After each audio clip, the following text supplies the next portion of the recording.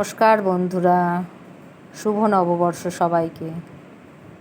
দেখো, এই শাড়িটা ফলস পিকো হবে, ব্লাউজ পিস কাটতে হবে, কিন্তু তার আগে আমাকে দেখতে হবে যে ব্লাউজ পিসে আমি 14 হাত থাকলে তবেই কাটি।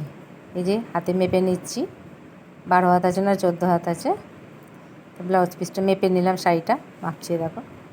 আজ আমি দোকানের মধ্যেই ভিডিও করছি, দেখো। হ্যাঁ, দেখে নিলাম। এবার এই যে শাড়িটা দেখো, কি সুন্দর শাড়ি। ব্লাউজ পিসটা কেটে নিয়েছি। এবার এই যে শাড়িটার ডিজাইনটা দেখো, কি সুন্দর ডিজাইন কাজ করাটা। এবার আমি ফলস পাড় বসাবো। ফলস পাড়ও ম্যাচিং নিয়ে নিলাম।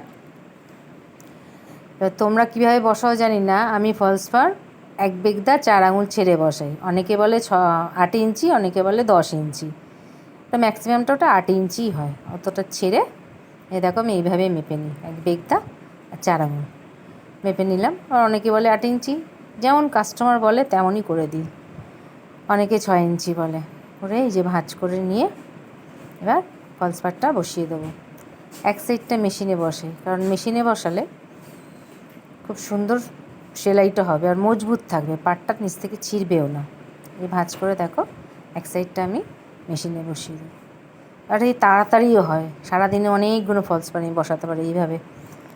মেশিনে এক সাইডটা বসিয়ে নিলাম, সেলাই করে নিলাম।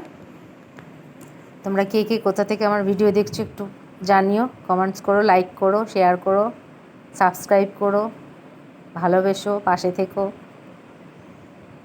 সেলাই করে নেওয়ার পর এবার এই যে হাতে যেমন ফলস পাড়টা করি, ছোট্ট ছোট্ট করে সেলাই দিয়ে নে হাতে। দেখো, আস্তে আস্তে ধরে ধরে হাতে সেলাইটা করে নিচ্ছি। তো আমি এইভাবেই ফলস পাড় লাগাই।